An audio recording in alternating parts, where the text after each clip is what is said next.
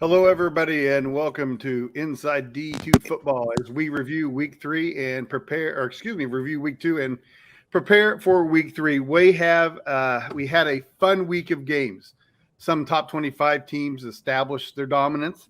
Some outside the top 25 established the fact or said, "Hey, we need to be included in your poll." Uh, the game of the day on Saturday came down to overtime in Golden, Colorado, and there were upsets all over the place. So, thanks for joining us. I am Brandon Meisner, joined by Chuck Bittner, Matt Wawicki, Justin Paluzzi, Devin Albertson, and Chris Ferguson.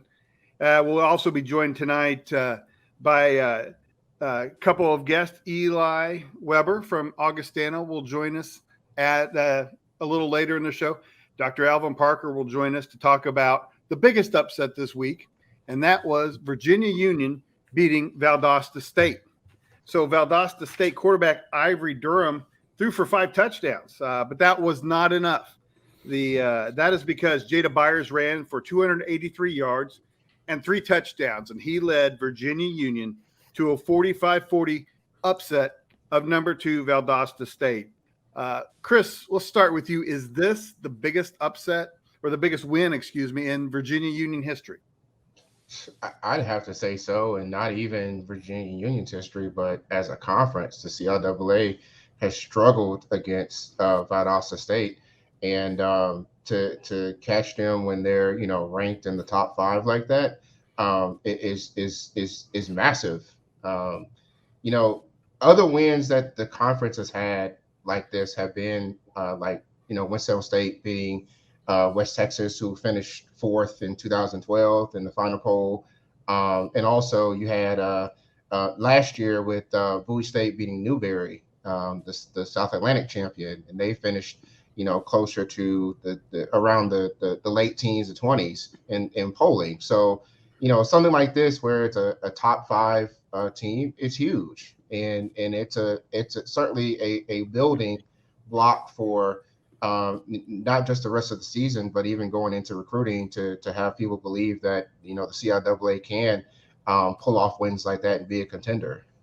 So, And Chris, I go ahead, think Chuck. the thing that kind of stood out to me is that this was no accident. This was no fluke. I mean, Virginia Union outplayed them, they out hustled them, they out coached them, they wanted it more, and they were more physical at the line of scrimmage, which I guess I didn't really expect. But I think a lot of people probably saw the score and were surprised, and I certainly was as well. But if you really watch the game, and I watched a good bit of it for a second time this morning, um, it actually isn't that surprising because they were just the better team yesterday. Yeah, and Virginia Union has been trying to build the level of depth that is needed to compete on a national level. And I think that we finally got to see some of that last night. I just think that, yeah, you could just tell that the guys wanted it a lot more. And some of the formations that they were kind of throwing out there were certainly a surprise. And it takes a lot of power and strength to run an I formation and run it as effective as they did. And I think that just shows how good Virginia Union certainly can be. Now let's look at this a little bigger picture, Chris. They have a game left at Bowie State, but they have a very manageable schedule outside from this. I have to believe that this win, combined with a win over Bowie State, and which would then probably result in a trip to the CIAA championship game, sets Virginia Union up to be a playoff contender. Oh yeah, but before we get there, and before you even get to divisional play in the CIAA, which kind of happens in the middle of the schedule, I mean they do have to go on the road. I believe they play Fayetteville State, who is the Southern Division champ. They certainly are struggling a bit, but that's still going to be a formidable matchup to play. So yeah, the schedule is very manageable for them. I think the question becomes, can Virginia Union live with success? Or is this something that, it kind of gets in their heads and they get caught slipping as the season wears on? I mean, because we have kind of seen that from Virginia Union in the past that, they start off very hot and then they cool off, especially when they get to that, relatively rugged CIAA North schedule. All right. Before we bring on Dr. Alvin Parker, let's talk about what this means for Valdosta State. So, if I'd have told you before the game that Ivory Durham threw 5 touchdown passes, I think everybody would have assumed that Valdosta State would have won, and maybe one, going away. Valdosta State is giving up over 30 points a game. Is defense the problem? What's the problem, or what does everybody think? Not the problem, but they're not playing like we expected them to. I think we saw some hints of it. We saw some hints of it last year in a couple of games. Certainly against West Florida and obviously against Ferris State, we saw some hints of some challenges on defense. And this year, I think Virginia Union obviously exposed that there's definitely some weaknesses there. So there's problems. There's definitely problems with Valdosta. Actually, I know Whit, you watched a good bit of it. I'd like to hear what you have to say. I think the story here is the win for Virginia Union, not the loss for Valdosta State. That's really where I like the focus to be. But I think we'll probably be talking about Valdosta State's challenges some more, because I don't think this is the only game that they're going to lose. I think Virginia Union really showed the Gulf South Conference what you need to do. Yeah, Chuck, when I look at this, a season ago, I had in my league Mankato, who was coming off of a run to the national title, just like Valdosta was, and they had to replace all but like 2. I think they had 9 new starters on defense, and they brought in guys and they tried to kind of make everything happen. I think Valdosta's got a little of that going on with they've got 9 new starters back there on defense, and you can see in those runs, Brandon. Mm-hmm. Guys need to come up and fill right there on some of those running plays and really confront the rusher. And, I think that's a little bit of the challenge right now when you're watching. They need to come up and really kind of set the tone a little bit physically and tackle there in space. And I think that was a little bit of a challenge for him as we watched those highlights. Right. Well, as you guys said, the thing to focus on, and the thing that we were focused on, obviously, because of our guest today, was the fact that Virginia State won. And, we called an upset. Virginia Union, too. Both of them. Yeah, good job. Yeah. Virginia State might have won, but Virginia Union. They did. Yeah. The right VSU won. Okay. But, the focus is obviously on the win, and probably nobody in the side of that locker room doubted that they would win. So let's go ahead and bring on Dr. Alvin Parker. He is the head coach at Virginia Union. And first of all, Dr. Parker, excuse me, I didn't aim for the slip there to call you Virginia State. I know, the North Dakota and North Dakota states always get called, one each other, and they always get frustrated by that. So first, let me apologize for that. But second of all, thank you for joining us. And the first question that I had was, I'm not a fan of bus rides, but you were on a 10-hour bus ride. But I've got to think that the bus ride was made a lot better by that win yesterday. Yeah, kind of going down. It was kind of all business, so we kind of rode it through the night, so we did a little something different, so we can have a whole Friday to kind of use it as preparation and to kind of get the guys adjusted to being in an entirely different climate and everything. So the trip just went great. I think the guys followed everything correctly. They were focused, and you can kind of see something that was a little different, with this trip, more so than any of our other trips we've taken in the past. But those guys were focused the entire time. They were locked in. So, when we got to the stadium, it was a little rain and a little lightning and things like that. We thought it was going to be a delay. So they pushed warm-ups back a little, but our guys started and came out and played well. And anytime you play well, no matter how long the bus ride is home, it makes it a little bit more sweeter. So, like I said, just the Division II makeup, we know bus rides are kind of a part of that. It's almost like the minor league baseball system. You got to pack it in and go, so, we didn't shy away from that. They came up to us last year, and they took a bus to us last year, so we just kind of returned the favor and went on down the same way. So, Coach, first of all, this is like a huge, huge, huge win. I mean, we had people from across the conference who were dialed in, tuned into the game. and watching this, and then we started seeing more of a national audience. And one individual, really, really stood out in this game, and there's no secret that was Jada Byers. So he had 283 yards rushing. He, is the best rushing game by a VU player. But also, it was a top 3 performance that I can remember in terms of a running back. Over 300 yards of total offense.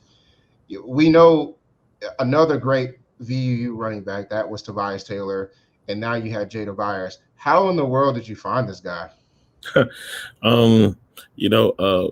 kind of pride ourselves on having good backs, so having Tobias here a couple years back, if you look at Tobias and Jada, they're 2 totally different backs, but in terms of the production, they're close to the same, so we recruited him out of high school. He was a New Jersey kid, so he put up ridiculous numbers in high school. I think he still holds the New Jersey record for touchdowns scored in the game. I think he scored 7 touchdowns in one game. So last night was a light night for him, probably. But he's just special, and he's a fun kid to be around. So not only is he a great football player, he's just a great person. So we kind of established ourselves as running back U.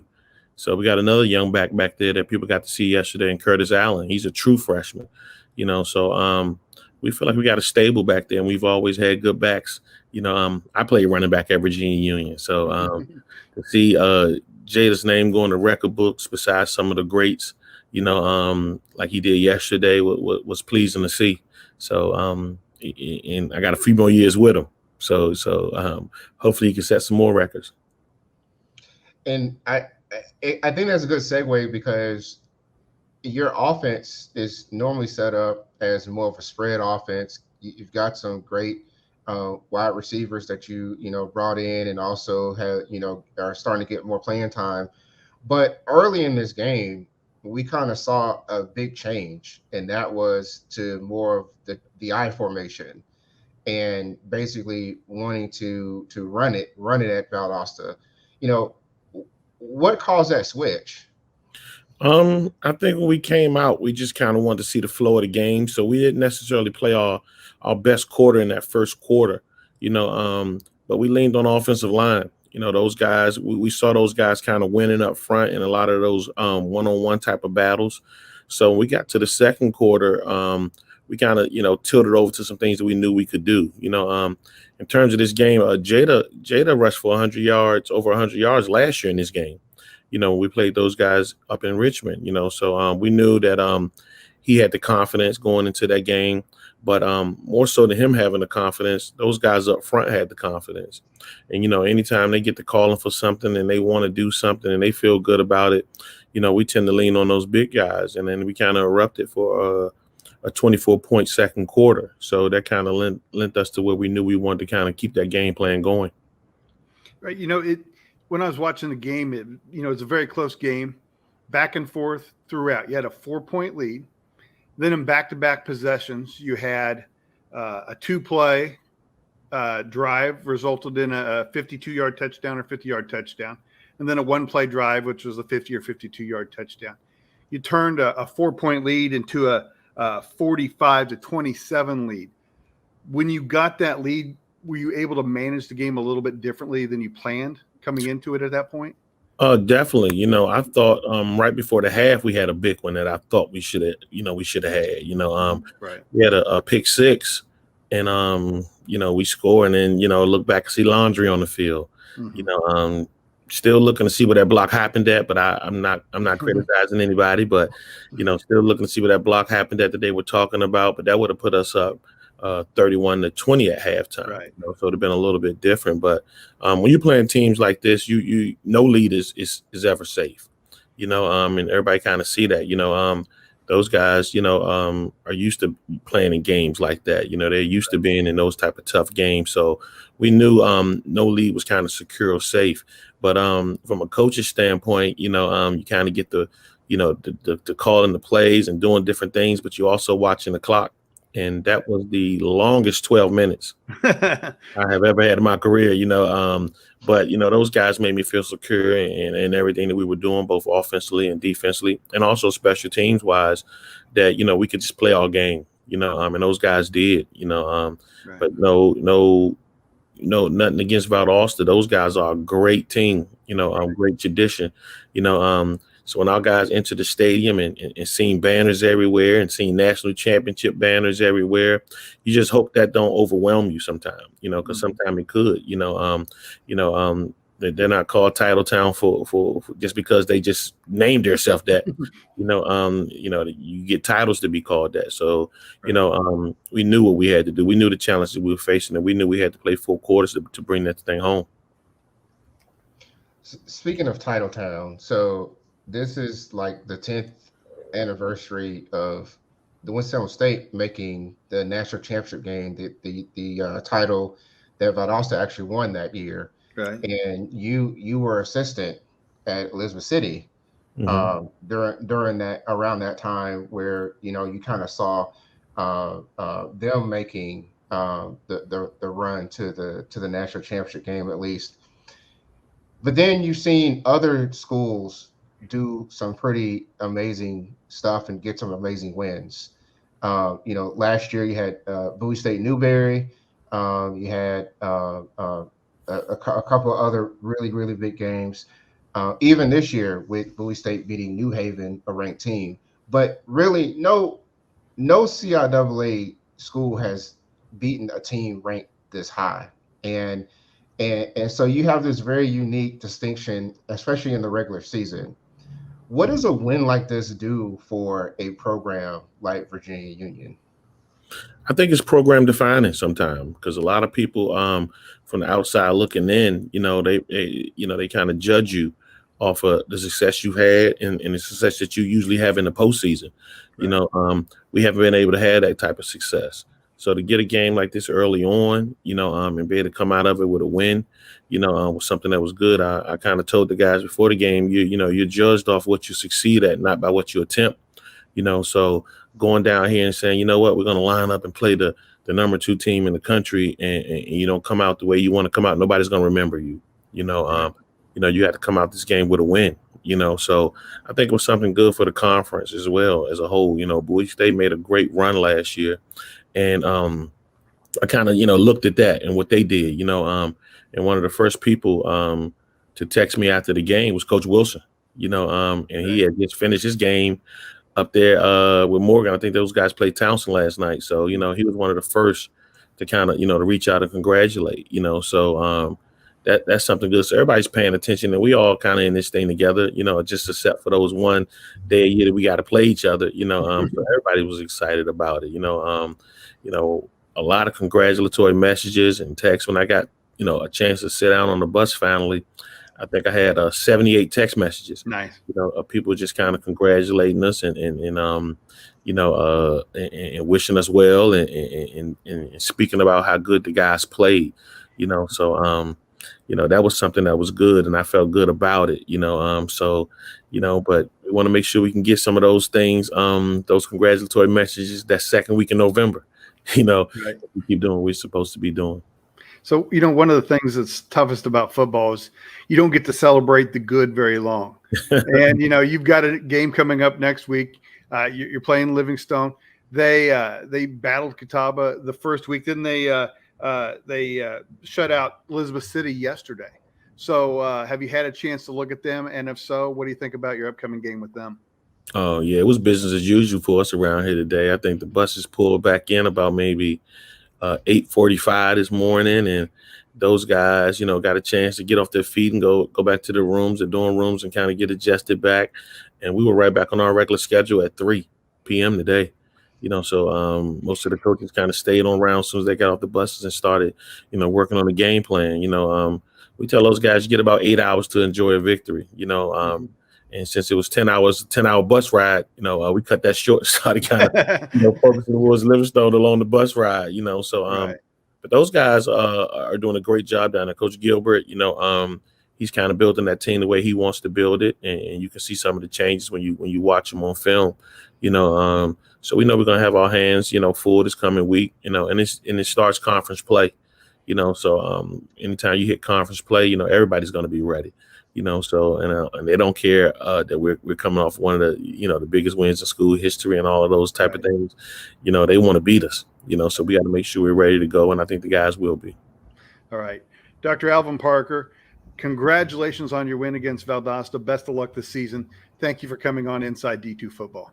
Appreciate you guys having me. And one other thing, Brandon, real quick. Yes, so go ahead, one other Chris. thing. So I always have this prize fund that I've set to the side because I've been wanting to see who could finally take down Valdosta State by any means necessary in the conference. So I have made a donation to the Virginia Union University Football Fund in a special amount of $1,306. Wow. The extra $306 is to represent every yard that Jada Byers earned last night. So I just want to throw that out there that I did keep my word to that plus some, because it just shows, everybody was rooting for you guys once we kind of saw that, they can actually compete. We appreciate that. We appreciate that, Chris. Definitely. We'll make sure that goes forward to move the program. All right. Awesome. So again, Coach, thank you very much for joining us. Appreciate having you here. Thanks. Thank you.